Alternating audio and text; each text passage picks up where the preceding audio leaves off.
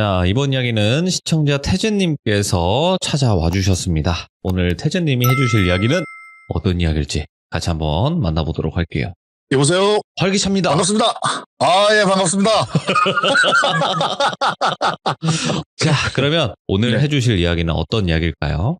제가 원래 옛날에 초창기 때 방송 참여했잖아요. 네, 맞아요. 그때는 이제 거의 귀신 이야기 위주였고, 지금은 이제 현실 공포도 같이 이제 그렇죠. 사연적으로, 중간중간 예. 있죠. 그래서 제가 이 이야기는 태어나서 그 누구한테도 한 적이 한 번도 없는 현실 공포 이야기를 한번 하겠습니다. 그런 이유가 있었을까요? 있겠죠? 그렇죠. 아무래도 있긴 네. 있는데 이거를 굳이 말한다 해서 누구도 믿지도 않을 것 같고, 당한 저랑 동생들만 그냥 평생 묻기로 했던 건데, 네. 제가 6년 전, 7년 전쯤에 뉴스를 우연찮게 봤는데 그분들이 다 구속이 돼가지고, 근데 그 뒤로도 근데 딱히 말할 일이 없어갖고 말을 하진 않았지만은 오늘 이 자리를 빌어서 한번 해보려고 합니다. 알겠습니다. 뭐 엄청 네. 자극적이거나 그러진 않겠죠? 그렇죠. 예. 네, 알겠습니다. 그럼 바로 출발을 해보도록 할게요. 렛츠가 길이십니다. 태지예요.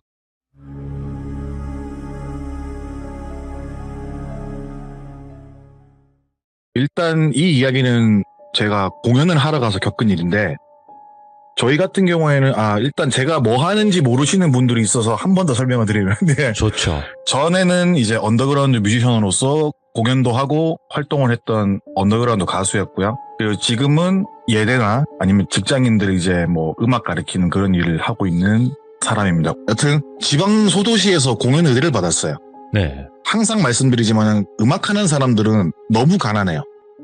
그러니까 페이를 가더라도 뭐 10만 원, 뭐 20만 원, 뭐 이런 식으로 돼버리니까는 너무 가난하고, 저희는 솔직히 말해서 무대에 서는 것만으로도 너무 좋기 때문에 그냥 페이 상관없이 가긴 했지만 여튼 가난합니다. 근데 어느 날 페이가 생각보다 좋은 지방으로 이제 공연이 잡혔어요. 연락을 받고 저희가 출장을 가게 됐습니다. 근데 그 지방에 대해서는 제가 뭐 말씀을 드리진 않을 거고, 그리고 제가 중간에 사투리 쓸 수도 있어요. 근데 그 사투리가 그 지역이랑은 아무런 상관이 없이 그냥 그게 재미를 위해서 하는 거니까는 그냥 그렇게 들어주시면 됩니다. 그리고 갔는데 거기가 종교 행사였어요. 근데 우리가 흔히 접할 수 있는 종교는 아니었고, 흔히 말하는 사이비 느낌이 나는 이제 아하. 종교 행사였죠. 근데 저희는 돈을 받고 공연을 하는 거고 남한테 피해를 주는 게 아니잖아요. 그냥 그 행사에서 불러서 공연을 한 거고, 저희는 저희 공연한 데서 누군가 피해를 주는 거 아니니까 공연을 했죠. 정말 최선을 다해서 공연했어요. 왜냐면 페이가 좋았거든요. 이제 저희가 이제 올라가는 타임이 메인 가수가 맨 마지막에 올라가는데, 그 직전에 이제 분위기 띄우는 타임으로 들어갔거든요. 그래서 모든 행사를 다 보게 됐어요, 처음부터. 근데 행사 중간에 이제 젊은 남녀 30명 정도가 무대 위로 올라가서 세례를 받고, 세례 받으면서 우는 게 대형 스크린으로 보이고, 꽃으로 된 폭죽도 터트리고, 레드카펫에서 밟고 내려가고, 뭐 교주로 보이는 사람이 나와서 연설을 하고, 그리고 공연까지 마치고 이제 저희는 이제 페이를 받기 위해서 대기실에서 대기를 했어요. 대기를 하고 있는데 문이 쫙 열려요. 근데 우리 영화에서 보면은 이제 뭐 중요한 회장님이나 들어올 때 보면은 문 열고 검은색 양복 입은 사람이 쫙 줄 서잖아요. 양옆으로. 예. 이렇게 도열을 하잖아요. 쫙 서면서 장로하고 하는 분이 들어오세요. 그래서 아이고 공연을 잘 봤습니다 이러면서 페이를 주시는 거예요. 그냥 봉투에 바로. 그래갖고 감사합니다. 공연 재밌었는지 모르겠지만 저희는 최선을 다했음 말씀을 드렸죠. 그러니까 너무 재밌었다고. 너무너무 재밌었다고. 그러면서 이제 저희는 이제 뭐 버스 시간이 돼가지고 올라가야 될 것 같다라고 하니까 아니라고, 이렇게 귀하신 분들 먼 곳까지 오겠는데 두 발로 어떻게 집에 가게 하냐면서 옆에 계시는 분한테 그 김기사한테 차 앞에 대기시켜 놓으라 그래, 이렇게 말씀하시는 거예요. 그래서 가시는 길 머니까네 이거 차 타시고 편하게 가세요, 이렇게 말씀을 하시는 거예요. 예. 그래서 그거를 타고 집까지 갔어요. 근데 저희는 뭐 다른 생각하는 것도 아니고 아싸 차비 굳었다, 그리고 뭐 편하게 가니까 우리가 이런 대접 받는구나, 그렇게 하고 말았죠. 그리고 차를 타고 올라가는데 기사님께서 말을 한마디도 안 거세요. 그래갖고 저는 약간 서먹서먹한 게 싫고 딱딱한 분위기를 별로 안 좋아하거든요. 그래서 저희가 말을 몇 번 걸었어요. 근데 운전하시면서 오디오 있는 판 있죠, 가운데. 그쪽에서 힐끔힐끔 보시면서 단답형으로 계속 말씀하시는 거예요. 그래서 뭐 노래 같은 거나 라디오 같은 게 뭐 들으실 게 있나 이런 생각으로 있었죠. 그래서 저는 이제 가족 같은 거, 뭐 아들이 뭐 몇 살인지 이런 것도 궁금하잖아요, 사실. 네. 그래서 뭐 자식은 몇 명 있는지 이런 거 다 물어봤어요. 물어보니까는 대답을 잘 안 해주세요. 안 해주시면서 있다가 일단 도착을 했어요, 집까지. 네. 도착을 하고 잘 들어가시라고 하고 저희가 또 집에 들어갔죠. 그렇게 있다가 며칠 뒤에 또 연락이 온 거예요. 아이고, 우리가 다음 달에 여기 공연이 있는데 그 사람들이 말하는 공연은 뭐 예를 들어서 뭐 부흥회 같은 거 그런 거였어요. 그 공연이 있는데 요번에도 오면은 그때만큼 페이를 챙겨주겠다라고 말씀을 하시는 거예요. 그래서 또 갔죠. 또 가면은 또 기사님이 또 저희를 데려다주고 그렇게 1년 동안 총 16번을 갔어요, 공연을. 근데 그때 한창 힘들 때였고 은행 대출 이자내기도 버거웠고 그러니까 수입이 너무 좋으니까 그거 한 번 갔다 오면 거의 한 달치 우리가 공연한 것만큼 돈을 버니까 너무 좋았죠. 그러다가 그 해가 바뀌고 그 지역에 있는 모 대학교 신입생 OT 행사를 가게 돼요. 근데 물론 불러준 곳은 거기였어요. 그 종교에서. 그러니까 그 종교에서 후원하는 대학교였는데 그날은 신입생 OT다 보니까는 평소보다 받던 금액의 2배를 제시를 했어요. 그래서 제시한 대신에 그 대신에 많이 외진 지역이고 시간대를 알아보니까 나가는 차편 시간대가 마땅치 않아요. 근데 전화가 와가지고 나가기도 힘들고 그러니까 하룻밤 자면서 신입생들이랑 술 한잔 주고받으면서 만난 거 먹으면서 이런저런 이야기 나누면서 시간을 보내줄 수 있냐? 라고 전화가 왔어요. 그래갖고 저희도 뭐 나가기 힘든 길이니까 그렇게 하겠다라고 말씀드렸죠. 그러니까는 뭐 그래도 젊으신 분들이 꿈을 위해서 열심히 살고 있는 이런저런 이야기를 지금 이제 막 20살 되는 애들한테 해주면 좋지 않겠냐. 아무런 주제나 괜찮으니까는 그거 포함해서 우리가 페이를 2배를 불렀다 사실은 전화 와서 그 얘기를 하시더라고요. 알겠다라고 했죠. 그리고 신입생 대학교 OT를 잡은 콘도에서 공연을 했어요. 네. 공연을 다 마치고 방을 배정받았거든요. 저희가 쉴방. 그래갖고 이제 그 콘도에서 이제 방 배정받고 잠시 있으니까 학생회라면서 문을 똑똑 두드리는 거야. 저희가 있는 숙소를.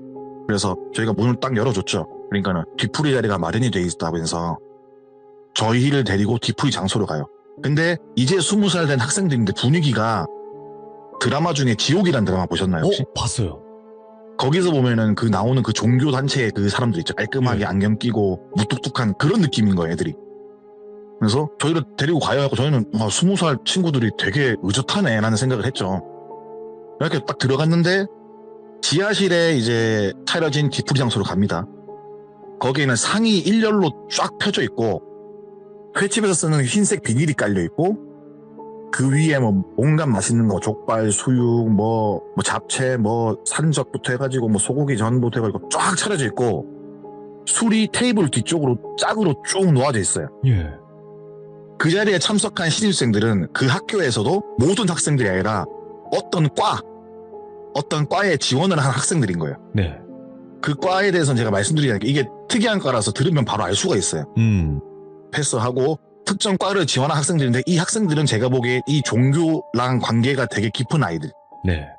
뭐 부모님이 그 종교를 믿어서 학교를 이렇게 보낸 애들이나 자신들이 이제 그 종교가 좋아서 온 애들이나 그런 애들이거든요.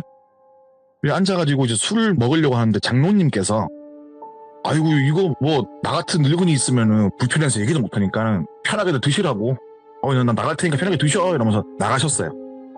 그래서 이제 얘기를 쫙 하려고 하는데 분위기가 너무 조용한 거예요. 그렇게 했다가 전 아까도 말씀드렸다시피 딱딱한 분위기를 싫어하거든요, 별로. 그래서 술을 한번 쫙 돌리면서 건배 한번 하고 술 몇 잔 들어가니까는 그 학생들도 긴장이 조금 풀어져가지고 이것저것 물어보고 저희도 대답을 해주고 막 이렇게 시간을 보내면서 새벽까지 먹어요. 뭐 먹으면서 뭐 내가 살아온 인생 같은 거 대도 않게 막 얘기를 하고 뭐 그런 얘기를 하고 이제 없는데 한 새벽 1시쯤 네. 돼가지고 장로님 다시 들어오시는 거예요. 술을 한 잔 쫙 따라주시면서 하시는 말씀이 좋은 얘기는 많이 나눴어? 이렇게 말씀하시더라고요. 예, 많이 나눴습니다. 그러니까 이제는 뭐 새벽 1시고 내일 아침 또 일정이 있으니까 여기저기는 일단 파하고 방에 가서 따로 한 잔씩들 하든 그런 거는 내가 터치 안 할게. 일단 여기는 장소를 비워줘야 되니까는 일단 여기까지 하고 뭐 더 드실 분들은 뭐 방으로 가서 드셔 이렇게 말씀하시는 거예요. 예. 그래서 알겠습니다 하고 말했죠. 근데 저희는 내일 또 아침 일찍 가야 되니까는 술을 더 안 먹고 저희는 방에 가서 잤습니다. 그리고 아침에 일어났을 때 역시나 장모님께서 문을 두드리면서 뭐 지금 가실겨? 이렇게 말씀하시는 거예요. 그래갖고 예, 저희도 뭐 일어났으니까 준비하고 가야죠. 그러니까 그러면 김기사 준비하라 그래. 또 저희를 태워줘요. 그러니까 그런 식으로 계속 태워주시고 있는데 저희가 1년에 16번 행사를 갔다 그랬잖아요. 예. 그동안 기사님이랑 좀 친해졌어요. 말도 좀 하고. 근데 이 기사님께서 이제 말을 되게 아끼시는 건 저희가 알아요. 저희도 바보가 아닌 이상 몇 번 있으면 아 이분께서 뭔가 있어서 말을 아끼시나 보다 하고 디테일하게 묻진 않고 저희가 뭐 간단한 거 물어보고 뭐 저희가 농담 같은 거 하면은 이제 소리 안 내고 몰래 웃으시고 막 그러셨거든요. 그러다가 저희가 가다가 휴게소에 들렸는데 기사님께서 화장실로 저를 따라오더라고요. 따라오시면서 저희가 소변을 보고 있는데 그 뒤에서 뒷주머니에 뭔가 쓱 넣는 거예요. 그리고 다시 나가시는 거예요. 손 씻고. 그래서 뭔가 싶었죠. 이거를 바로 보면 또 안 될 것 같은 느낌이었는데 제가 그냥 봉투를 꺼내보는데 봉투 표지에 집에 가서 꼭 열어보세요 라고 적혀 있는 거예요. 그래서 뭐지? 러브레터 같은 건가? 이러면서 있었죠. 그냥 별 생각 없이 있었는데 그렇게 집에 도착해서 편지를 읽어보니까는 긴 내용은 아니고 정말 짧은 내용으로 다음부터 종교 행사에 참석하지 않는 게 좋을 것 같습니다. 자식 같아서 이런 말씀 전하니까 꼭 유의하시길 바랍니다. 라고만 적혀 있어요. 뭐야? 뭔가 좀 찜찜하잖아요. 예. 사실 뭐 그 종교 행사를 돈 많이 준다고 냈다 다닌 것도 슬슬 찝찝할 기분이 들었어요. 왜냐면 예. 전속 가수가 된 것 같기도 하고 뭔가 나랑 맞지 않는 거를 홍보하는 것 같은 느낌도 네. 들고 그래서 그렇게 생각하고 있는데 두어 달쯤 지났을 때 또 연락이 왔어요. 근데 제가 두어 달 동안 생각을 하면서 다음에 연락이 오면은 그날 뭔 일이 있다라는 식으로 해가지고 정중하게 거절을 하자라고 생각을 했죠. 그래서 제가 정중하게 그날은 저희가 다른 지역에 일정이 있어서 거기에 가야 돼서 행사를 못 갈 것 같습니다. 죄송합니다. 요번에는 안 되고 다음에 기회 있으면 가겠습니다. 그러니까는 장로님께서는 그러시구나. 알겠어요. 그럼 다음에 또 좋은 자리 있을 때 뵙겠습니다. 라고 하시면서 아주 정중하게 인사를 하시고 끊었어요. 그렇게 또 몇 달 뒤에 전화가 오고 저희가 횟수로는 한 두세 번 정도 더 거절을 하고 가을이 찾아오고 날이 부쩍 추워지던 시기였는데 그때 또 전화가 와요. 네. 이번에도 역시나 행사가 있다고 말씀드리는데 솔직히 이쯤 되면 그 생각할 거예요. 눈치챘으면 그냥 우리 부르지 말지. 그분들도 아실 거예요. 네. 맞잖아요. 사람이란 게 늘 어떻게 그날 때만 공연이 있겠어요. 평일인데 그렇죠. 그렇고 주말도 아니고. 말씀드리니까는 장로님께서 한숨을 푹 쉬어요. 그래요. 우리 멀리하고 싶어서 매번 거짓말하는 거 알고 있습니다. 우리가 또 그런 쪽에 이골이 나 있어서 본의 아니게 그날 행사를 하는 지역에 연락을 돌리거나 소식을 알아봐도 그때 공연자 명단에 없던데 우리가 그냥 모른 척하고 지금 4번째, 5번째 전화를 하는데 왜 자꾸 우리 쪽 행사를 거절하실까? 어떻게 폐가 마음에 안 드시나? 곱절로 드린 다음에 오실려나? 이러면서 비아냥거리듯이 말씀하시는 거예요. 예. 그래서 다 들켰구나. 우리가 그동안 미룬 거 다 들켰구나. 이런 상황에서 거짓말을 해봤자 나아질 게 없잖아요. 그래서 발뺌을 하지 않고 솔직히 부담스러워서 행사를 못 가겠다. 우리가 받는 폐해도 일정 수준 이상이라서 부담스럽고 그리고 뭔가 다른 행사와 달리 부담스러운 건 사실이다. 죄송하다. 앞으로 그쪽 종교에서 진행하는 행사는 저희가 더 이상은 맡아서 못 해드릴 것 같다. 라고 말씀을 드렸어요. 그랬더니 한참 말씀을 안 하시고 계시다가 알겠어요. 뭐 어쩔 수 없죠. 댁들이 싫다는데 저희가 뭐 떼를 쓰고 그럴 입장이 아닌데 잘 알겠습니다. 하고 전화를 끊을 것 같다고 끊으려고 하는데 그리고 저희 그렇게 나쁜 사람들 아닌데 자꾸 나쁜 쪽을 몰고 가 그러고 그렇게 바라보시면은 저희가 그쪽에 생각하는 진짜 나쁜 사람이 맞을지도 몰라요. 하고 탁 끊는 거예요. 그래서 뭐야 이거 협박인가? 이런 생각하면서 불쾌하게 전화를 끊고 며칠이 지나갑니다. 그리고 이때 웃긴 게 뭐냐면은 동생이 먼저 말해준 게 뭐냐면은 형 우리 집 우편물이 뒤져 있다 뜯겨져 있고 그리고 또 다른 동생 형 내가 가는 카페에 내가 항상 가는 시간이 있는데 이 시간에 보면 항상 검은 장장 입고 사는 2명이 앉아 있는데 내가 나가고 나면은 그 사장한테 내가 일주일에 몇 번 오는지 물어보고 그러고 댕긴다. 또 다른 동생은 자기랑 친한 다른 음악 하시는 분한테 자기에 대해서 물어보고. 예. 그러니까 제 귀에 들리는 거예요. 근데 이걸 생각해보니까 그 전화를 끊고 나서 생긴 일이니까는 사실 저희도 그때는 뭐 도를 하십니까를 아는 시기였고 이미. 그러니까 그 종교가 도를 가시는 관계는 없어요. 없는데 그런 식으로 사이비에 대한 어느 정도 지식이 있으니까는 혹시 우리가 나쁜 일을 당하지 않을까? 라는 생각에 전전긍긍하고 있었어요. 네. 가끔씩은 제가 있는 집 바로 앞에 똑같은 차가 10시간씩 제 집을 감시하지 차를 세워놓고 나와 있어요. 나와서 검은 정장 입으신 분 두 분이서 저희 집 쳐다보고 있어요. 이렇게 몇 시간 동안. 근데 이게 평상시에 그런 일이 있을 리도 만무하고 예. 평상시에 아무런 관계가 없더라도 그런 일이 있으면 사람 저거 뭐야? 이런 생각을 하잖아요. 하물며 그 종교랑 척을 지는 순간부터 그런 일이 벌어나니까는 불안한 거예요. 그래서 집 밖을 잘 안 나가게 되고 나가더라도 낮에만 나가고 예.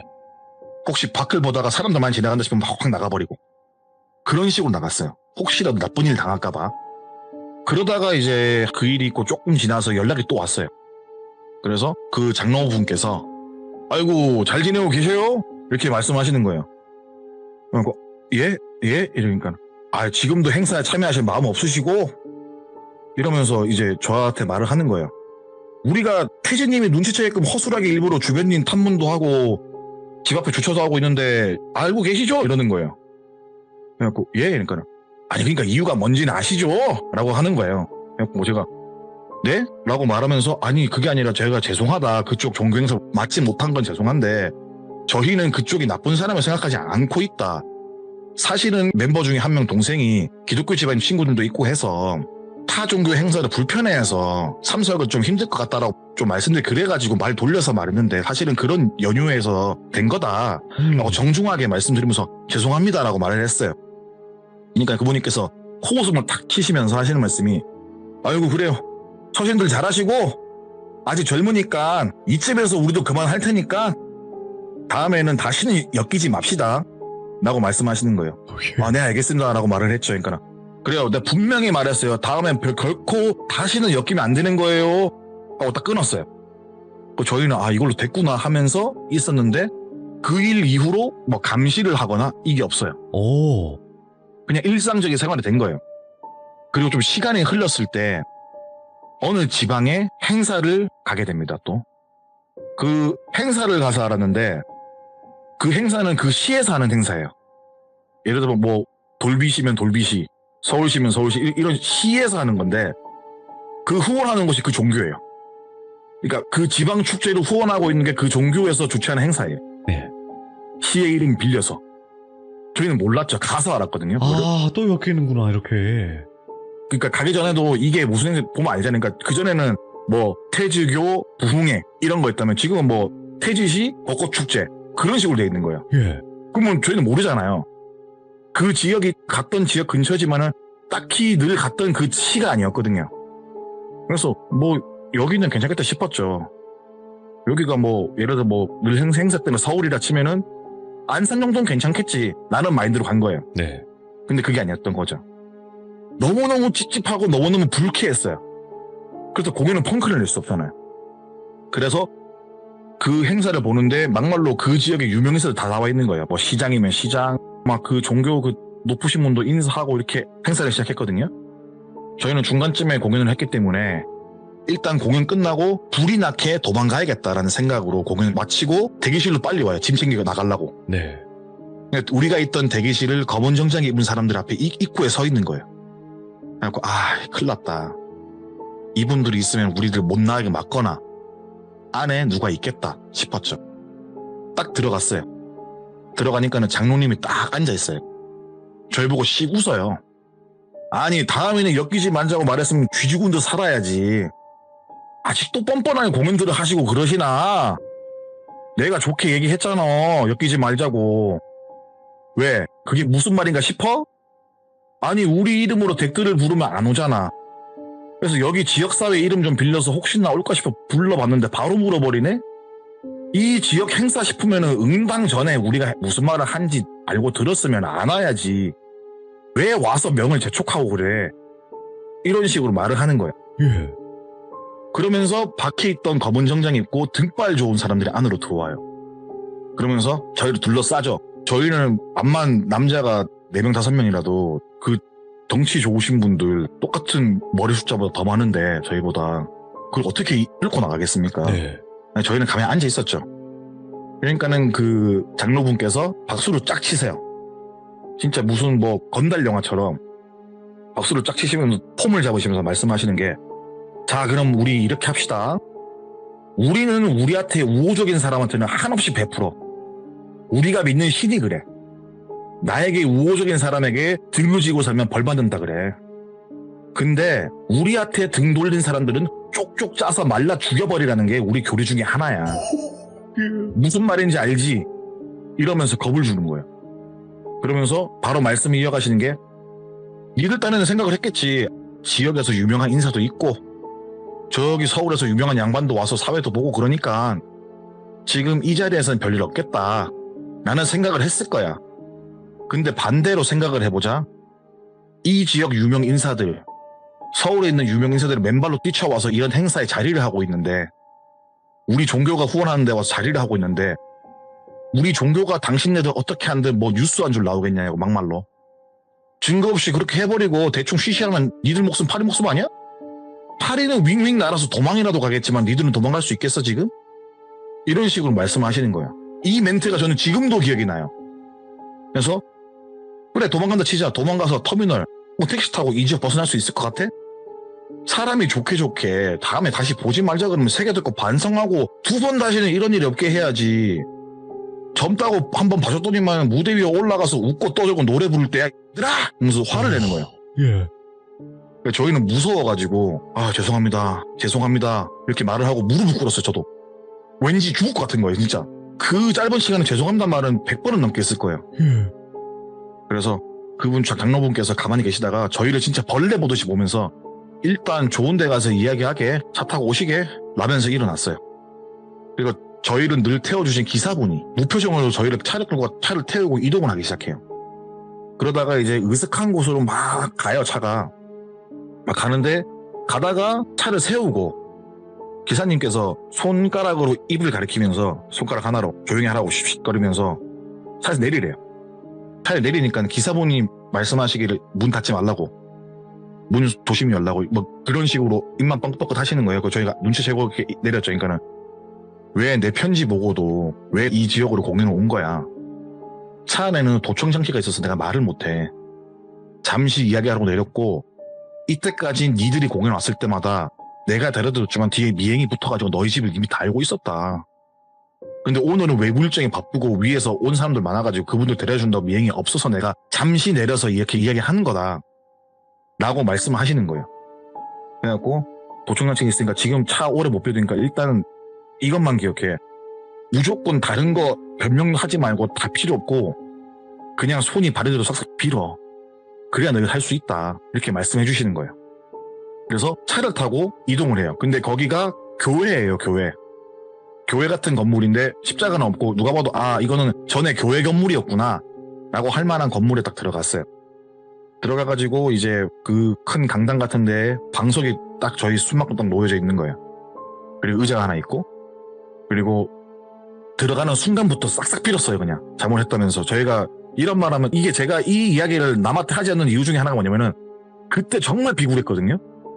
치욕스러운 것도 있었고 콧물 눈물 질질 짜면서 빌었어요. 그때 제 나이가 25쯤 됐을 때니까는 그 나이 먹고 질질 짱 떠들면 얼마나 무서웠겠어요. 그 어린 나이에. 그래도 지금 생각하면 동생들도 같이 빌었어요. 이렇게 비니까는 그분께서 저희를 계속 벌레 보듯이 보면서 계속 웃어요. 그러면서 A4 용지 주시는 거예요. 반성문을 쓰라는 거예요. 너희가 지금까지 살아오면서 잘못했던 거, 그리고 우리한테 잘못했던 거, 이거를 빽빽하게 앞뒤로 30장씩 적어. 글씨 사이즈는 뭐 다 정해주는 거예요. 삐뚤빼뚤하면은 안 돼. 줄 딱 바르게 딱 간격 딱 이 정도 하고 자를 딱 주는 거예요. 그래서 그 분이 딱 주머니에 꺼내시는데 A4용지 보니까 다른 반성문이 있는 거예요. 표본이. 누가 썼는지 모르죠. 저희는. 이거 보이지? 이게 커트라인이야. 이 이하는 절대 안 붙는다고. 30장은 다 쓰고 너희는 집에 가라 라고 말씀하시는 거예요. 그리고 그렇게 몇십 장을 써요. 그거를 쓰는데 저희도 눈물 콧물 흘리면서 쓰고 썼죠. 무릎 꿇고 썼는데 그게 쓰는 게 한두 시간 될 게 아니잖아요. 30장인데 앞뒤로 빽빽하겠는데 그거를 저희가 얼마나 썼는지 솔직히 기억도 안 나요. 한 이틀은 쓴 것 같아요. 느낌상 체감상 엄청 오래 썼어요 그때. 근데 그 이틀이 너무 빨리 지나갔어요. 왜냐면 너무 무섭고 빨리빨리 해야겠다는 생각에 이 시간이 어떻게 지나간지도 모르겠는 거예요. 그렇게 A4 용지 30장을 다 적었어요. 제출을 했죠. 그러니까는 그분께서 딱 보시더니 하시는 말씀이, 마지막으로 진짜 마지막으로 말하는데 우리 두 번 다시는 보지 맙시다.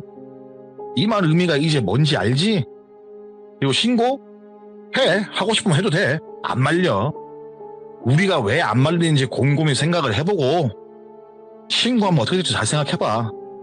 지금 머리에 딱 드는 생각 있지? 그거야. 신고하면 어떻게 되겠냐? 생각 딱 떠오르지? 그거야. 근데 과연 그것만 할까? 라면서 나가세요. 그렇게 저희는 올라와서 대인기피증 같은 게 걸려버렸어요. 다들. 동생들에게 연락도 안 하고 그렇게 몇 달을 방에서만 지냈어요. 무서워가지고 밖에도 못 나가고 공연이고 나발이고 뭘 잡지를 못하겠는 거예요. 월세도 밀리고 폰요금도 밀리고 정지되고 막 그런 식인데도 밖을 못 나가겠는 거예요. 무서워서. 혹시나 그 사람들이 지나갈까봐. 그리고 밖에 나갔을 때 검은 정장 입은 사람 지나가면은 진짜 오금이 저리는 거예요. 진짜 너무 무서운 거예요, 그때. 그리고 그렇게 그들한테서는 벗어났어요. 그리고 제가 서울 생활을 마무리하고 다시 고향으로 왔을 때 뉴스를 하나 접하게 되거든요. 되게 전국적으로 큰 뉴스였어요. 이 종교가 그 지역에서 되게 유명한 종교예요. 그리고 그 종교의 수장이 구속된 게 뭐냐면은 살인교사, 방화, 공문서 조작, 막 대학 비리부터 해가지고 그 학교로 후원해주던 간부들, 그 학교 총장 구속이 된 거예요. 그리고 그 종교의 수장 얼굴을 보여주는데 우리가 장로라고 불렀던 사람의 지도자 그건 거예요. 그 종교의 넘버원인 거예요. 우리가 처음에 봤던 지도자는 그 사람은 그냥 바지 사장인 거예요. 쉽게 말해서. 그 사람이 잡혔어요. 근데 그 사람이 뭐 신도들 죽인 것도 많고 그러니까 되게 유명한 사건이라고 아마 눈치채신 분도 있겠지만은 그냥 삼가해 주시면 되는데 그렇게 악행을 저지르면서 지금 발목이 잡혀서 지금 철창 안에 갇혀있는 신세인데 근데 그 종교는 지금도 있어요. 아직까지. 위에만 잡혀갔지 그 종교는 지금도 돌아다니면서 전파를 하고 있어요. 와. 그러한 종교에 끌려가서 제가 솔직히 말해서 죽을 뻔했던 그런 이야기를 오늘 한번 해봤습니다. 일단은 진짜 네. 너무 충격적이어서 말이 안 나오는데 이거를 직접 겪으셨을 때 얼마나 무섭고 수치스러웠을까 이 생각도 들고요. 그때 제가 뭐 이 이야기를 처음으로 하는 이유도 뭐냐면 제가 그런 것 때문에 트라우마가 있었어요. 네. 제가 그 일이 있고 나서 말을 좀 더듬는 습관이 생겼고 지금도 많이 나아졌지만은 제가 중간중간 말을 더듬을 때가 좀 많아요. 아, 네네네. 이게 그때 좀 많이 심해졌어요. 그게. 예.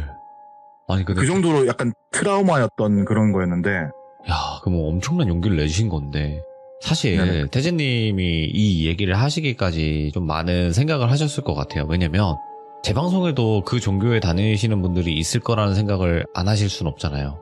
그렇죠. 네, 또 인원이 있다 보니까 어느 정도. 그렇죠. 근데도 해주신 이유가 따로 있으실까요? 그러니까 대부분들이 눈치채신 거겠지만은 우리가 흔히 말하는 그러니까 생각했을 때 이단이라 생각하는 거에 절대 뭐가 됐든 관계가 있으면 안 될 것 같아요. 그래서 조심하시라고. 네. 그러니까 뭐가 우리한테 100% 준다거나 뭐를 잘해줄 때 쉽게 말해서 모르는 사람이 잘해주면은 그 사람이 아무 이유 없이 잘해주겠어요? 뭔가 저한테 얻어낼 게 있으니까 잘해주는 거잖아요. 똑같이 적용하시면 될 것 같아요. 저희들은 거기에 혹해서 아싸 돈 많이 준다 이렇게 빨려 들어간 거지 그런 식으로 될 수 있으니까는 누군가 나한테 아무런 이유 없이 잘해준다? 그럼 한 번쯤은 더 생각해 보시고 그게 뭐 모든 게 다 종교로 빠지는 건 아니겠지만은 항상 네. 그런 생각을 하시고 조심하시길 바라시는 마음에 이렇게 이야기를 해보고 있습니다. 아, 네, 진짜 너무 잘 해주셨고, 이 내용 자체가 태진님에게는 지우고 싶은 과거일 수도 있겠지만, 그래도 네. 많은 분들이 이 얘기를 들으시면서 경각심을 좀 더 가지고, 함부로 누군가를 믿어서도 안 되고, 잘해준다고 해서 따라가도 안 되고, 좀 그런 거를 그렇죠. 많이 전달을 해주신 것 같아요. 맞습니다. 네, 앞으로는 좀 좋은 일만 가득하세요. 그리고 태진님은 말을 더듬으시건 뭐 하건 너무나 이야기 잘하시니까 걱정하지 마시고요. 감사합니다. 네, 감사합니다. 네, 감사합니다. 네. 자, 요즘 뭐 사회적인 이슈로 사이비 종교 이야기들이 많이 또 알려지고 있고요. 그리고 이렇게 많이 알려지는 데 있어서는 다 그만큼의 추악한 면이 있다고 생각을 합니다. 그러니까 여러분들도 항상 조심하시고 오늘 태준님도 용기 많이 내셔서 이야기를 하신 거거든요. 왜냐면 저희 방송에 그 종교인 분들이 안 계실 거라는 생각을 할 순 없어요. 분명히 있을 거라고 저도 생각을 합니다. 그래서 큰 용기 내주신 거니까 여러분들도 많은 응원 부탁드리고 항상 경각심을 가지길 바라겠습니다. 시청해주신 모든 분들 감사드립니다. 고맙습니다.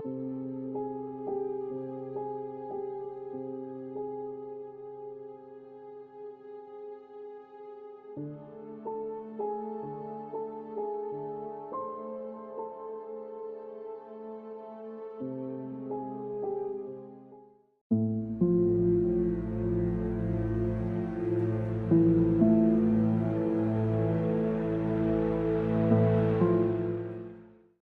여러분들 안녕하십니까? 이번 이야기 시청자 이세계 여행자님께서 이야기를 들려주실 거고요.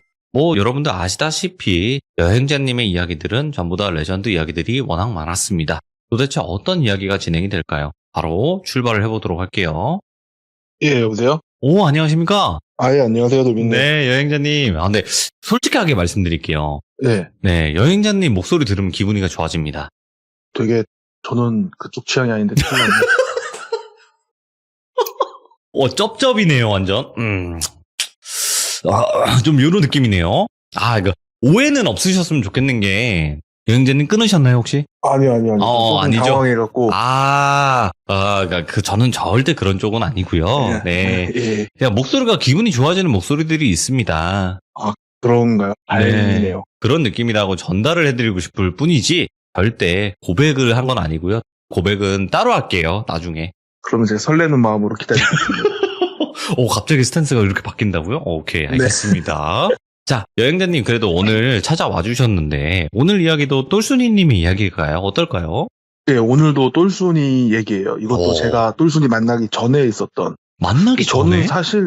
저는 사실 이게 영적으로 무섭다기보단 저는 네. 개인적으로 현실적으로 무서웠었거든요. 근데 똘순이는 영적으로 좀 무섭기도 했고 또 여러 생각을 하게 했던 일이라고 하더라고요. 오호, 알겠습니다. 그러면 어떤 이야기일지는 우리가 만나봐야 될 것 같습니다. 바로 출발을 해볼게요. 렛츠고! 길이십니다. 이 세계 여행자예요.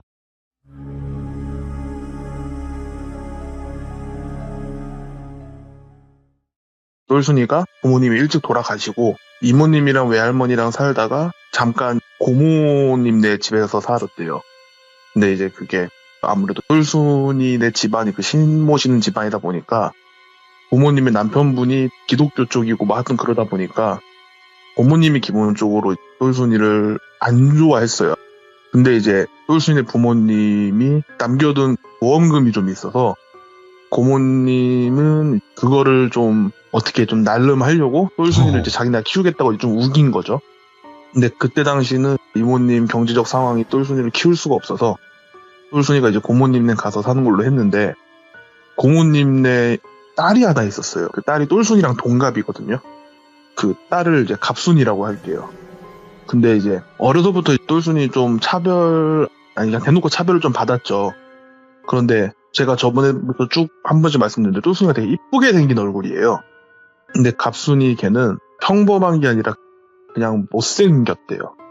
애가. 예. 근데 둘 다 이제 여자애고 같은 집에서 자라니까 같은 학교를 가고 또 나이도 같으니까 학교에서는 서류상으로 봤을 때 이제 친척이고 같이 살고 있으니까 같은 반으로 하려고 나름대로 선처를 베풀었겠죠. 근데 이제 방송을 들으시는 여자 귀족분들 중에서는 대부분 이걸 아실 거예요. 아마 네. 대부분 이쁘실 거니까 그럼요. 이쁜 여자들이 굉장히 힘들어하는 부분이 있어요. 예. 이게 이쁜 여자를 좋아하는 남자들은 보통 이쁜 여자를 좋아하죠. 그리고 여자애들 중에서도 이쁜 여자를 좋아하는 애들이 있는데 이쁜 여자만 보면 질투와 시기를 어마어마하게 하는 애들이 있어요.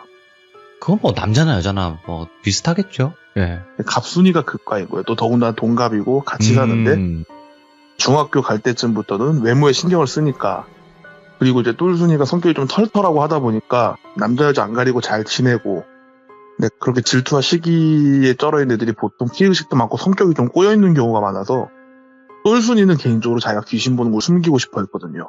그렇겠죠. 근데 갑순이가 학교에 소문을 낸다던가 흔히 말하는 여우짓을 그런 식으로 한 거죠. 오호. 그렇게 해서 아무래도 귀신 보는 애니까 초등학교 중학교 때 좀 왕따 비스무리하게 좀 당했고 예. 고1 때쯤에 그 신을 이제 받기로 맘먹었고 그 다음부터는 좀 악귀한테 시달리는 일은 없었대요. 왜냐면 항상은 아니지만 주로 자기 주변에 있는 느낌은 있어서 그러니까 항상 내 눈에 보이는 건 아니지만 주로 이제 늘 자기 주변에 있다라는 느낌은 있어서 그래서 그런지 모르겠는데 좀 지독한 느낌의 악귀가 자기 주변에 오는 일은 없었대요. 네. 근데 고등학교에도 갑순이가 똑같은 짓을 한 거예요. 근데 이 과정에서도 사실 얘가 귀신을 보든 말든 신경 안 쓰고 이쁘니까 친하게 지내고 싶어하는 남자애들도 있고 네. 뭐 그냥 뭐 성격이 털털하고 하니 요새 말로 걸크러시라고 하죠.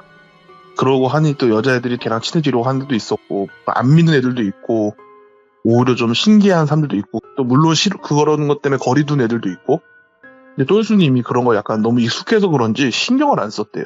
네. 근데 갑순이는 자기가 생각했던 그림이 아닌 거잖아. 얘는 왕따를 당해야 되는데 그렇지. 괴로워해야 그러니까 되는데. 집에서는 피해자 코스프레도 하고 막 그랬던 거예요 그냥. 그러고 있다가 고2인가 고3인가 그때쯤에 이모님이 이제 똘순이랑 같이 살기로 한 거예요. 네. 근데 그때 똘순이는 이제 다시는 이 가족이랑 엮이지 않겠다. 이제 아예 연을 끊고 살 거다라고 생각하고 나간 거였다고 했거든요. 그때 무슨 큰일이 하나 있어서 그랬다고 했는데 제가 그것까지는 못 들었었고 대학을 갔어요. 똘순이가 20살이 돼서. 근데 똘순이가 이제 저한테 얘기해 줄 때는 그때는 우연인 줄 알았는데 이게 우연이 아니었을 수도 있겠다 싶었었대요. 대학교를 갔는데 같은 학교에 같은 과에 그 갑순이가 온 거예요. 네. 맨 처음에는 우연인 줄 알았대요. 그리고 맨 처음에 갑순인지 몰랐대요. 애가 이제 20살이 되면서 성형을 쫙 한 거예요. 근데 묘하게 똘순이를 좀 닮았대요. 근데 똘순이 이제 지같이 이쁜 거 알거든요. 그러니까 이쁘게 해달라고 하니까 나처럼 해줬나 보다 뭐 이런 생각을 한 거죠 그냥. 그러고 나서 어차피 난 얘랑 연 끊었으니까 그냥 없는 사람 취급을 했고 각자 살면 되니까 과에 한두 명 있는 것도 아니고 그러고 있는데 갑순이가 어느 날 와서 똘순이한테 사과를 하더래요. 자기가 그때 어려서 그랬다 뭐 이런 식으로 사과를 하더래요. 그래서 뭐 그래 어려서 그럴 수 있지 뭐 그냥 그러고 좀 풀었대요 마음을 어느 정도.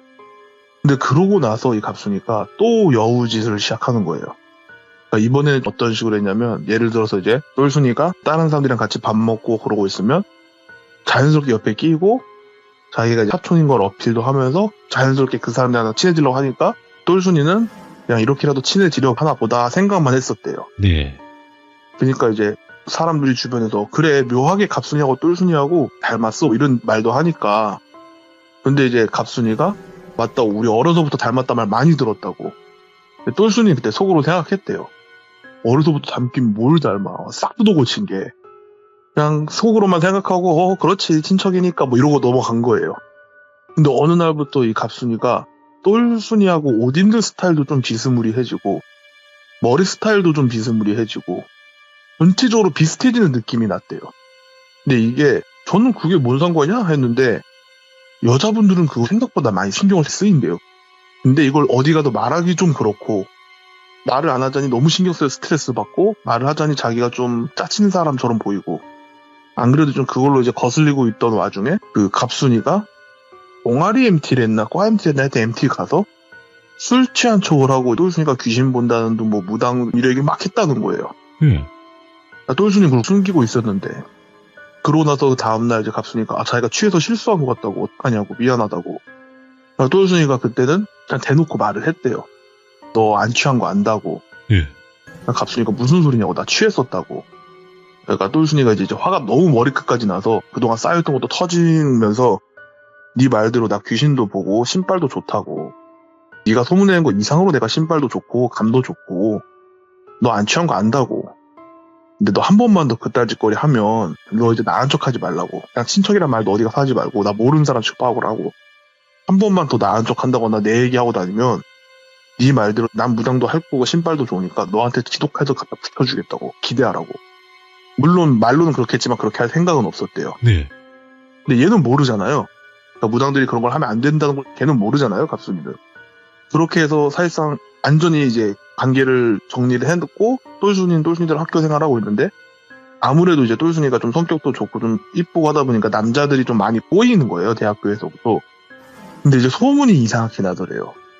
똘순이가 중학교 때부터 남자를 후리고 다녔다는 둥, 뭐 원교제를 했다는 둥, 뭐 이런 식으로 소문이 났다는 거예요.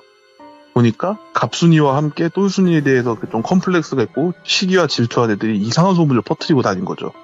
애가 좀 남자애들 끼부리고 다닌다는 둥, 아니면 뭐 선배랑 친해지려고 잠자리를 갖는다는 둥, 뭐 이런 소문을 냈다는 거예요. 이건 좀 심한데? 선을 넘었는데?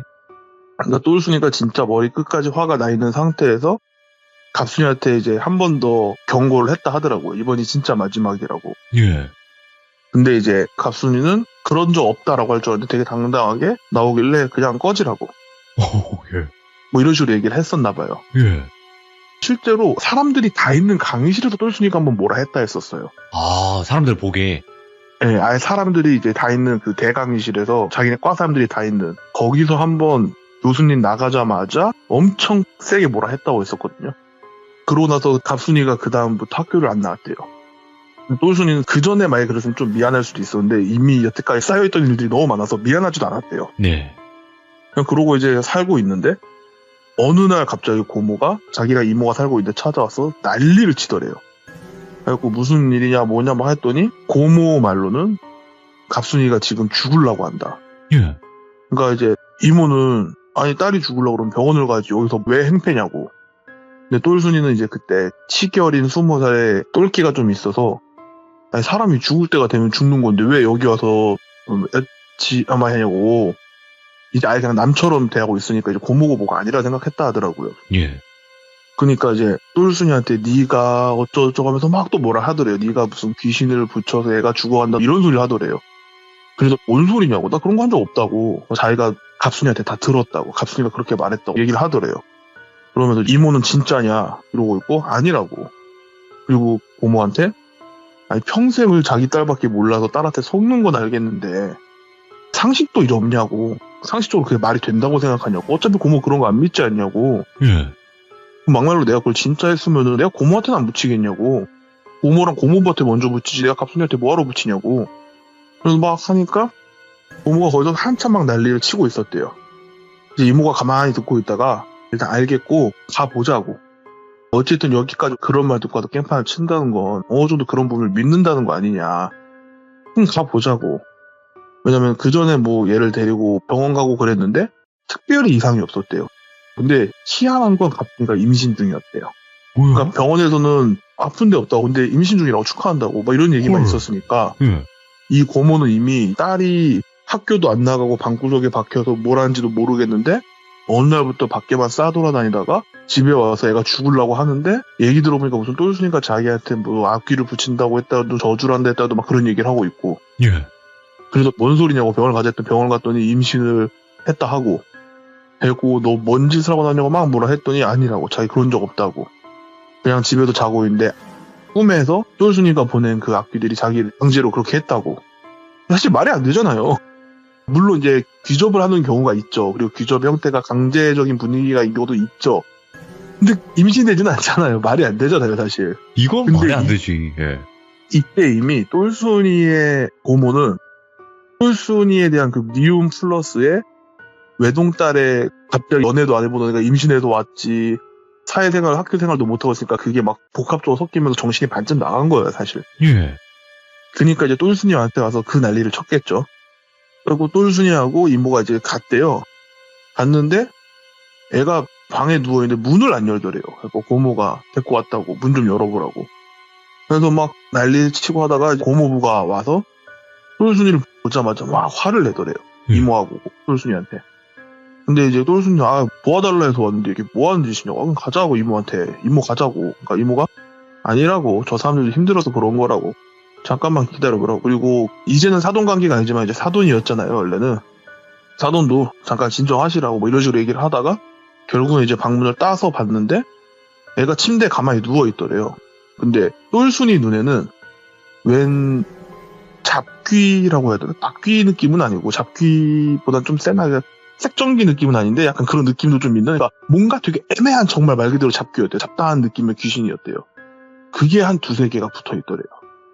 쟤 저런 건 어디서 붙어왔대? 참 더러운 거 붙어왔다 이러고 있었는데 이모님이 보면서 혀를 끌끌끌 차더니 들어가시더래요.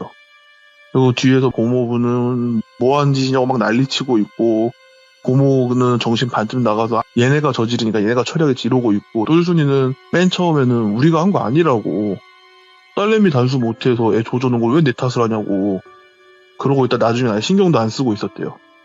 옆에서 너는 지져라 나는 신경 안 쓸란다 이러고 있는데, 근데 이모가 도와준다고 할 때도 그냥 그러려니 했는데 고모는 옆에서 계속 난리치고 있지 쟤는 끙끙대는 와중에 자기 탓하고 있지. 그러니까 화가 너무 나더래요. 그래서 이모 그냥 가자고, 제가 죽든지 말든지 그냥 가자고 그 말을 딱 하는데 이모가 자기를 딱 보는데 눈이 되게 동그랗게 떠지더래요. 그러면서 뒤에서 속된 말로 똘순이 내 손이 되게 크게 들리더래요. 너무 놀래도 자기도 뒤를 돌아봤더니 자기가 모셔야 될 신이 뒤에서 진짜 화가 난 얼굴로 자기를 죽일 듯이 째려보고 있더래요. 똘순이는 솔직히 좀 억울했대요. 내가 쟤 때문에 얼마나 평생을 힘들게 살았는데, 이 가족 때문에. 내가 이 가족 때문에 지금 20살짜리 애가 10년 넘게 힘들어하면서 살았는데, 시달리고 살았는데 내가 왜? 이런 거죠, 사실. 그러니까 그 신이 갑자기 가만히 듣고 있다가 방으로 터벅터벅 가더래요. 그러니까 이모가 또 비키더래요, 옆에서. 근데 잡기를 바로 처리할 줄 알았는데 잡기 보고 약간 껴있으라도 호이호이 하니까 그 잡기들이 되게 겁먹은 표정으로 구석으로 가더래요. 그러고서는 그 갑순이 옆에 딱 서가지고 갑순이의 배에 발을 하나 올리더래요. 그러면서 하는 말이, 그러면 뭐하러 안 도와주고 가냐고. 그냥 여기서 다 죽이라고. 내가 지구 끝까지 보내주겠다고. 그럼 내가 여기서 얘네 다 죽이면 돼? 그리고 지구 끝까지 밀어내면 돼? 이런 식으로 얘기를 하더래요. 똘순이가 자기는 이제 물 있는 말로 그냥 지옥에 나가라 뭐 이런 말 하잖아요. 장난으로 하잖아요. 근데 저 신이 그렇게 하고 있으니까 진짜일 것 같더래요. 그래서 내가 그 정도까지 바라진 않는데 이런 생각을 하고 있으니까 신이 빨리 대답하라면서 막 화를 내더래요. 그래서 똘순이가 아니라고, 그렇게까지 안 바란다고, 그냥 굳이 돕고 싶지가 않은 것뿐이라고. 그러니까 벌써 막 화를 내더래요. 그러더니 이모님을 쳐다보는 게 보이더래요. 그러니까 이모님도 그 신은 보이니까 그 신 쪽으로 고개를 꾸벅 인사하더니 그 이모님한테 막 뭐라 하더래요. 그러니까 이모님이 계속 뭐 잘못했습니다 이러면서 인사를 하고 계신 거죠. 예. 그러더니 이제 이모님이 결과적으로 얘를 이제 도와주겠다 식으로 얘기를 하고 똘순이한테 이제 잔소리 좀 하시다가 신이 갑자기 그냥 휙 하고 사라졌대요. 그러고 나서 이모님이 그 새 잡기를 이제 다 데리고 가겠다고. 근데 이모님이 이제 그 고모한테 말을 한 거죠. 예. 얘한테 분명히 잡기가 붙어있는 건 맞다. 근데 이 잡기 때문에 얘네가 이렇게 아프다거나 뭐 그런 거 일정 부분 있을 수 있다. 근데 절대 얘네는 얘를 임신시킬 수 없다. 이건 다른 문제다. 이건 따로 병원을 가서 확인을 해봐라. 막 그러고 있으니까 그쪽은 또 난리가 난 거죠. 그리고 똘순이는 되게 뚱하고 있던 와중에 그냥 빨리 가고 싶어서 차라리 그럼 빨리 도와주고 빨리 가자 이 생각이 들었대요. 네. 그래서 똘순이가 이제 갑순이한테 가서 너 뭐냐 솔직하게 말해라. 그러니까 갑순이가 계속 끙끙대는 와중에 똘순이한테 너 때문이라고 막 그러고 있더래요. 그래서 너 진짜 내가 했으면 나 저런 거 안 붙인다고. 난 더 한 거 붙이지 저런 거 안 붙인다고. 뭐냐고 빨리 말하라고. 그러니까 갑순이가 계속 거짓말을 하는 와중에 예. 무슨 영화 보면은 필름이 타다다다다 하고 지나가는 거 있잖아요. 그런 것처럼 뭐가 타다다다 하고 좀 보였대요. 그러니까 내가 겪었던 일인 것처럼 기억으로 좀 남는다고 해야 되나? 그러니까 이게 좀 보이는 느낌이 그런 느낌이라 하더라고요. 이게 영화 보는 것처럼 딱 선명하게 보이는 게 아니라 그냥 자기가 있었던 일인 것처럼 기억이 난다거나 뭐 그런 식이 된대요. 그러니까 이제 똘순이가 이제 보였던 걸로 갑순이를 좀 쪼았대요. 좀 쪼았더니 갑순이가 되게 놀라면서 입을 다물더래요. 또 너는 그냥 입 다물라고. 나 너 안 도와주겠다고. 저거는 우리가 데리고 갈 테니까 너는 그냥 평생 그렇게 살라고 하고 이제 이모가 그 셋을 끌고 갔다고 하더라고요. 집 가던 길에 똘순이가 이제 이모한테 물어본 거죠. 네. 왜 그렇게까지 도와주냐. 나 쟤네 때문에 얼마나 힘드는지 아냐. 그랬더니 이모가 하시는 말씀이 자기도 사람으로서는 너무 화가 난대요. 상종도 하기 싫다. 근데 내가 오늘 저 집 갈 때는 인간이 아니라 무당으로서 간 거라고. 그리고 무당으로서 가져야 될 감정은 연민, 그거 딱 하나라고. 딴 감정 다 버리라고. 그래서 말씀하시는 게 그 고모나 고모부도 딸이 저렇게 됐으니까 불쌍해 보이고 너도 불쌍해 보이고 똘순이 너도 불쌍해 보이고 갑순이 걔도 너에 대한 콤플렉스 때문에 애가 저렇게까지 망가진 건데 그것 또한 나도 불쌍해 보이고 무슨 일이 있었는지 정확히 모르겠지만 저것들한테 들어봐야겠지만 저것들이 쟤한테 붙을 정도면 제가 뭔가를 했다는 거고 그렇게라도 제 밥 한번 얻어먹겠다고 신발도 없는 애한테 붙어서 앵기고 있는 애 쟤네도 불쌍하다고. 난 딱 그거 하나 갖고 간다고. 인간으로서는 나도 막 화가 너무 난다. 근데 무당의 입장으로 갈 땐 그거 하나 감정만 갖고 있어라. 그런 얘기를 해주셨대요. 그래서 이 일 때문에 똘순이가 좀 뭔가 깨닫고 그런 감정이 생긴 게 아니라 엮이면 도와줘야 되네. 안 엮여야겠다. 이걸로 얘가 좀 바뀐 거예요. 될 수 있으면 안 엮이려고. 그리고 나서 이모님이 걔네들을 보내는 과정에서 무슨 일이 있었나 좀 물어는 봤었나 봐요.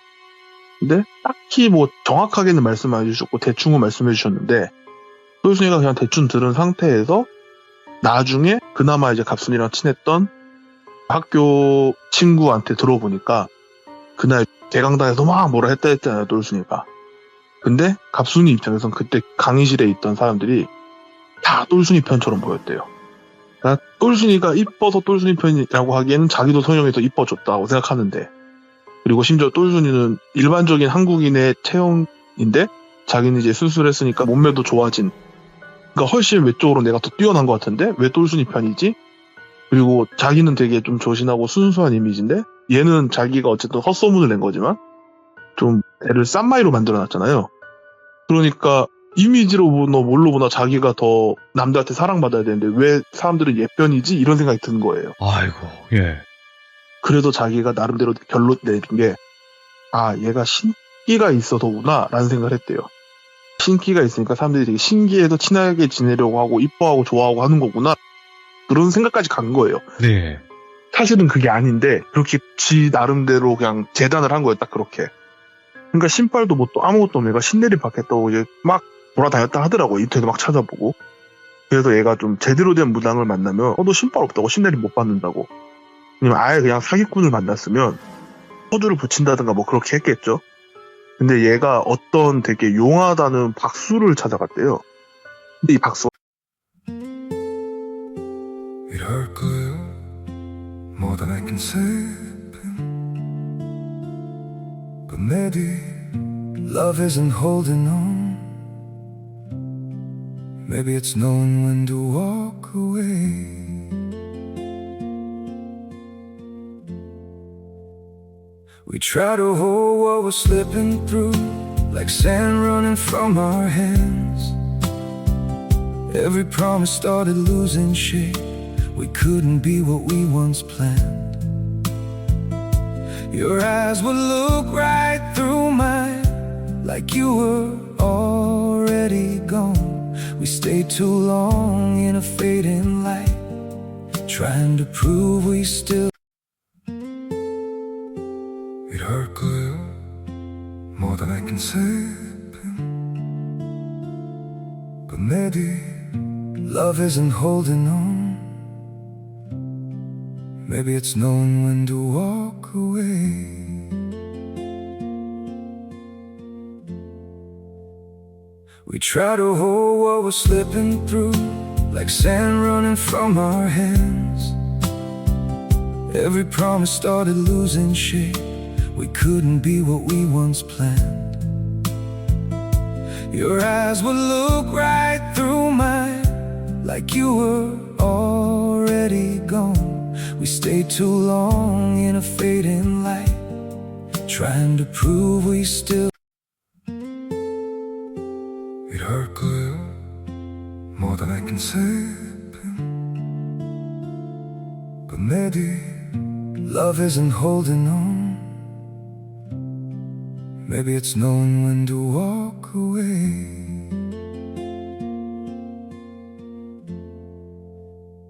We try to hold what we're slipping through like sand running from our hands.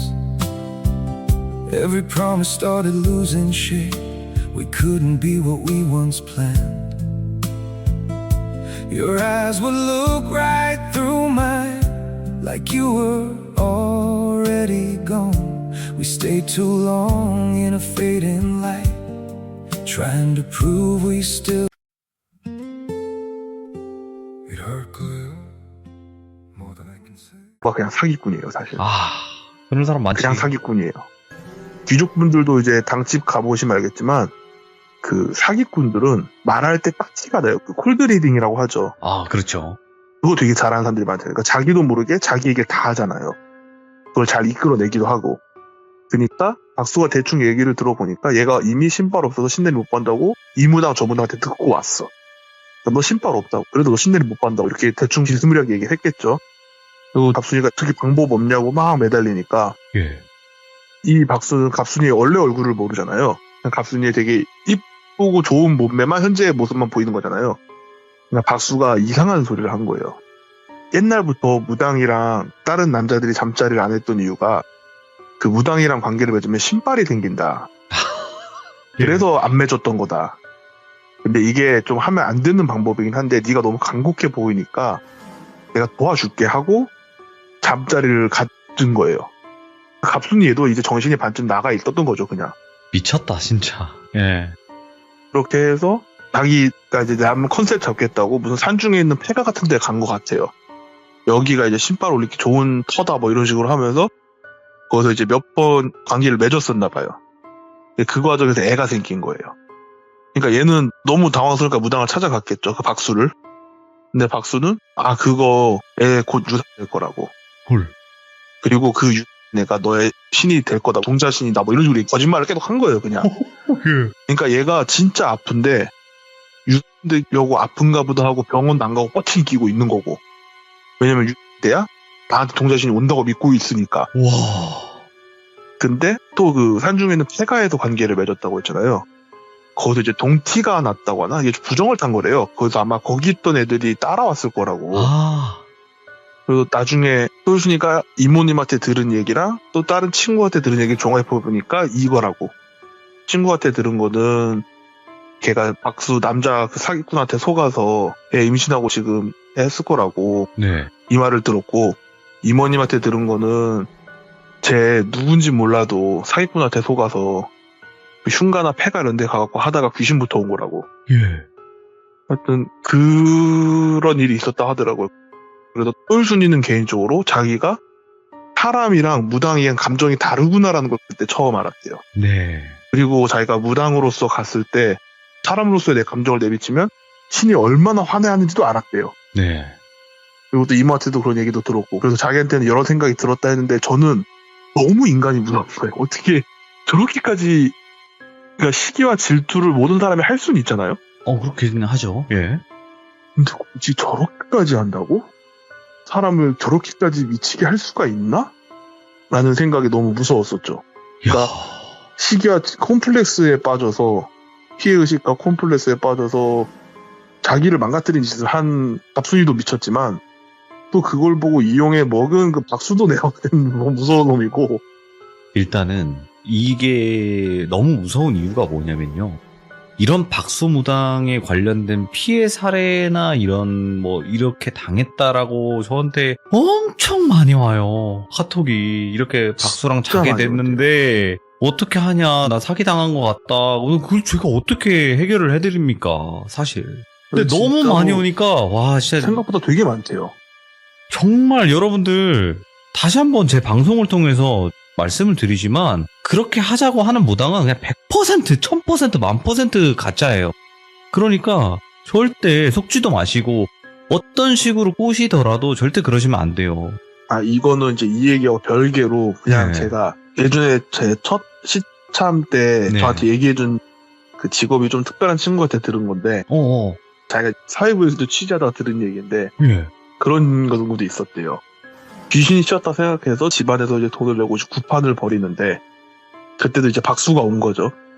근데 이 애한테 씌인 귀신이 처녀 귀신이라고. 예. 얘 원 풀어줘야 된다고. 그래서 설마. 얘 방에다 두고 내가 어차피 귀신이니까 남자 귀신 불러서 원 풀어주면 된다. 이러니까 가족들도 오케이를 한 거예요. 예. 근데 이 여자애는 사실 마음이 아픈 거잖아요, 현재. 지금 머리가 아프고 말이 아프고 둘 중에 하나 아픈 거잖아요. 네. 근데 이 남자 부당이 남자 귀신을 불러서 자기 몸에 넣었다고. 이제 원을 풀어주면 된다고 해서 관계를 맺어갖고 그렇게 해서 신고 먹은 케이스도 있고. 많죠. 이거 요즘에 이제 유튜브나 이런 쪽이 이제 발달을 많이 했으니까 많이 드러나는 것 뿐이지 예전에는 수도 없이 많았을 거고 그 얘기를 못하고 계신 피해자분들도 아마 엄청나게 많으실 거예요. 제가 사실 이거랑 비슷한 걸로 들은 얘기가 몇 개 더 있는데 네. 돌비님의 방송에 생존을 위해서 말을 더 할 수가 없어요. 그러니까 알죠. 당연히 무삭제판으로 갔을 때는 그냥 상상도 못할 일들이 많이 벌어지고 있는 건 맞습니다. 근데 이번 이야기는 사실 자업자득인 것 같기도 해요. 그렇죠. 자신이 선택을 한 거고 사실 성인이 됐을 때는 자기가 선택을 한 것에 책임을 지는 것도 많다 보니까 이거는 그렇다고 해서 갑순이 편을 들 수 있는 이야기는 아니었던 것 같아요. 그리고 저는 사실 이모님한테 이거를 여쭤봤을 때 이모님이 저한테 해주셨던 말씀이 세상에 분명히 귀신도 있고 사람을 괴롭히는 귀신도 있고 도와주는 신도 있는데 네. 그거는 자기는 확실하게 말할 수 있다. 근데 대부분의 사람들이 그런 경우가 그렇게 생각보다 흔치 않다. 근데 이런 거에 되게 좀 매몰돼서 혹은 다른 네. 어떤 좀 나쁜 감정에 매몰되면 사람들이 그 나쁜 감정에 매몰돼서 나쁜 선택들을 계속한다. 그래서 인생이 점점 꼬이는 건데 이 사람들이 이거를 좀 영적인 문제라 생각해서 사기꾼한테 당하는 거다. 뭐 그런 얘기를 하더라고요. 갑순이도 사실 나쁜 생각에 피해의식이나 컴플렉스에 빠져서 나쁜 선택들을 계속 해왔던 거죠. 그리고 이거는 뭐 피해 의식 때문에 그런 것도 있겠지만 그 무속 쪽에 한번 빠지면 못 나와요. 저한테 어떠한 고민거리를 얘기하신다고 하더라도 제가 말씀을 안 드리는 이유가 만약에 나오실 분이면 알아서 나오시고 법적 분쟁까지도 가요. 알아서. 근데 맞아요. 저한테 물어보시는 이유는 갈팡질팡하고 계신 거거든요. 근데 제가 말씀을 드려도 사실상 바뀔 부분이 없다고 저는 알고 있기 때문에 제가 따로 말씀을 못 드려요. 맞아요. 음. 확실히 맞아요. 그래서 이모님도 카페에서 가끔씩 손님들이 오면 이모님이 이제 들었을 때 진짜 이거는 영적인 문제다 싶으면은 이모님이 이제 발 벗고 나서도 도와주시지만 대부분이 사실 인생 상담 느낌으로 간대요. 그래도 돈을 안 받는 것도 있고 이건 영적인 문제가 아닌 것 같은데 하고 가보면은 진짜 그냥 그런 문제가 아닌 것도 많고 그래서 그렇죠. 예. 야, 일단은 오늘 이세계 여행자님께서 말씀해주신 내용이 사람이 질투와 시기에 눈이 멀면 이렇게까지도 변할 수 있구나를 한 번 더 알려줬던 그런 무서운 이야기가 아닌가 생각을 합니다. 네, 저도 그게 무서웠죠, 저한테는. 네, 그러니까 본인이 그 사람이 되려고 하는 게 아니라 내 매력을 키우는 게 더 우선이 아닐까 생각도 하고요. 굳이 사람들한테 사랑받을 필요가 있나. 근데 사랑을 받고 안 받고의 차이가 개인적으로 너무나 다른 것 같긴 하더라고요. 그렇죠. 이렇게 음. 생각하면 오히려 저를 진짜 사랑해주는 사람들이 주변에 있게 되더라고요. 이렇게 생각하고 나니까. 좋은 말씀도 해주셨네요, 오늘. 오늘 여행자님 너무 좋은 이야기, 소름 끼치는 이야기 들려주셔서 다시 한번 감사드리고요. 항상 건강하게 오래오래 잘 이야기해 주시면 감사할 것 같습니다. 고맙습니다. 네, 긴 얘기 들어주셔서 감사합니다. 감사합니다. 다시 한번 여러분들께 말씀드립니다. 왜냐면 저희 채널에 무속 쪽으로 맹신하시는 분들이 많기 때문에 다시 한번 말씀드릴게요. 박수 무당이든 아니면 그냥 여자 무당이든 상관없이 그런 쪽에 잠자리를 요구하거나 이런 쪽에 무당이 있다. 한마디라도 뭐 아무리 돌려서 그 얘기로 결론이 난다. 절대 그 사람은 올바른 무당이 아닙니다. 여러분들 절대로 우리 선생님은 달라. 우리 무당님은 달라. 이딴 거 없습니다. 이거는 무조건 범죄며 그거는 절대로 제정신인 사람이 아니라고 저는 판단을 하고 있습니다. 여러분들 절대 속지 않으시길 바라고 이번 이야기는 절대로 갑순이를 옹호할 수 있는 이야기는 아니었던 것 같아요. 질투와 시기에 눈이 멀었을 때 이런 행동은 안 하셨으면 좋겠다라고 들어주시면 더 좋을 것 같습니다. 시청해주신 모든 분들 감사드립니다. 고맙습니다.